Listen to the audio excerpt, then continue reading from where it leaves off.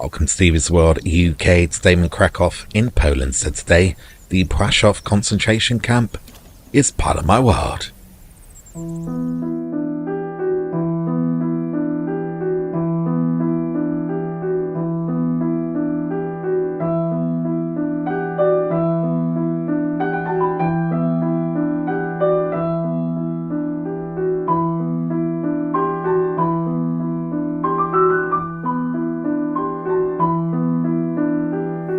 Plaszow was a Nazi concentration camp operated by the SS in Plaszow, a southern suburb of Krakow in the general governorate of Germany-occupied Poland.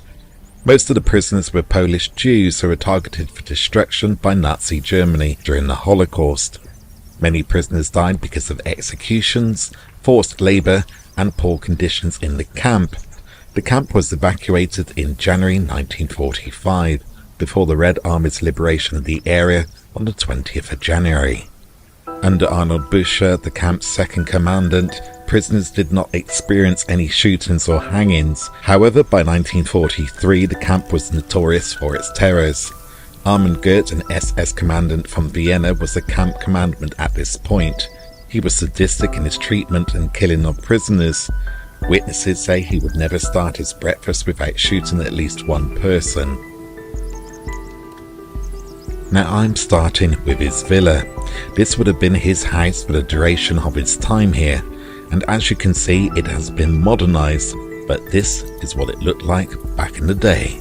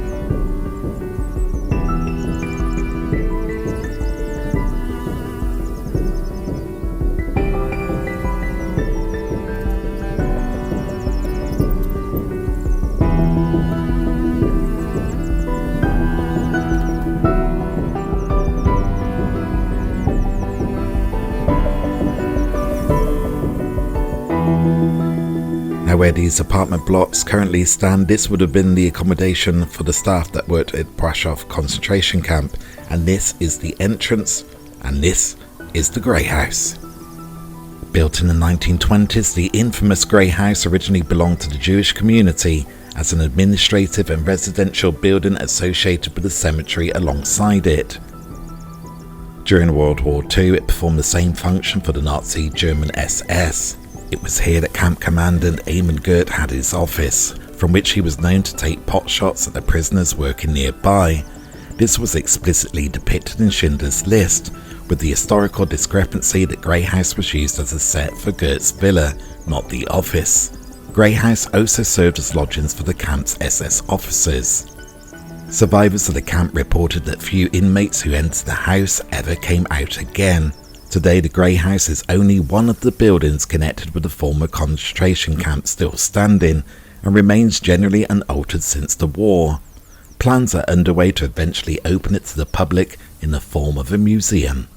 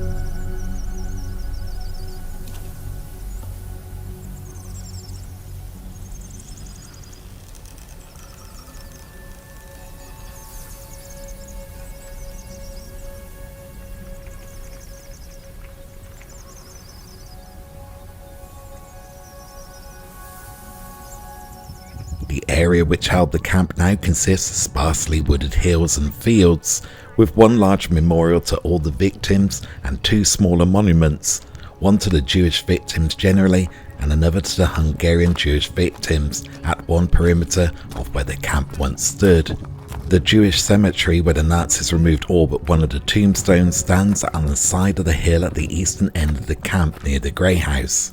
Another small monument located near the opposite end of the site stands in memory of the first execution of non-Jewish Polish prisoners in 1939.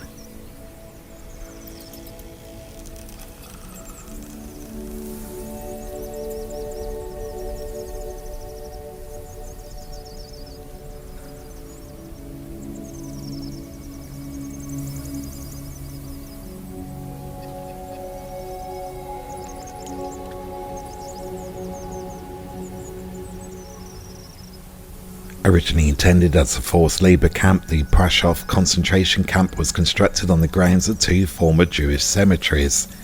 It was populated with prisoners during the liquidation of the Krakow Ghetto, which took place on the 13th to the 14th of March 1943. In 1943, the camp was expanded and integrated in the Nazi concentration camp system as a main camp.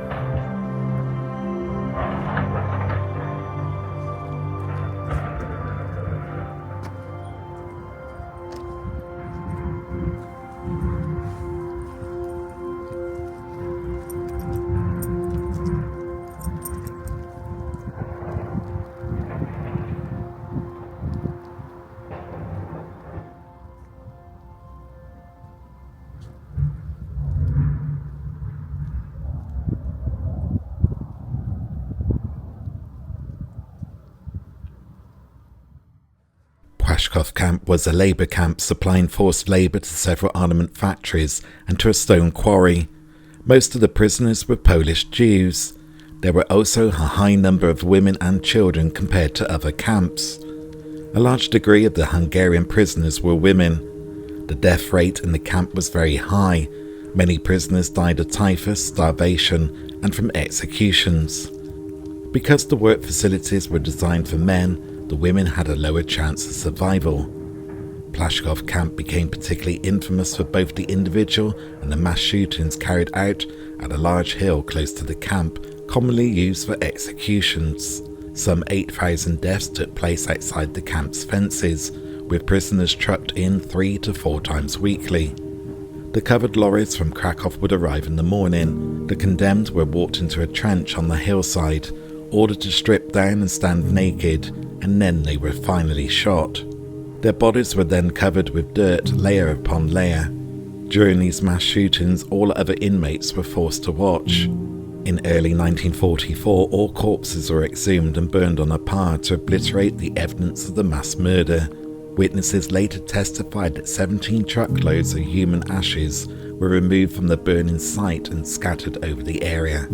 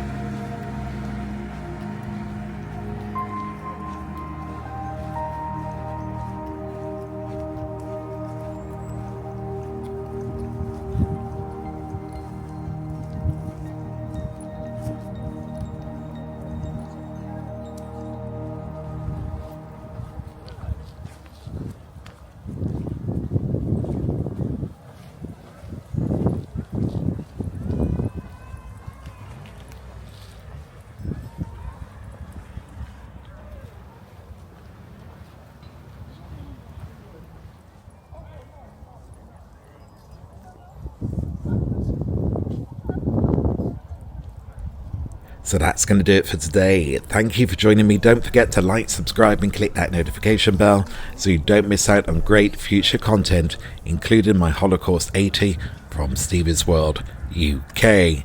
Until next time, be safe, be good, It takes be 24 kind, hours for the and world be to turn careful. once, but only 2 seconds to like or subscribe to see great future content from Stevie's World UK.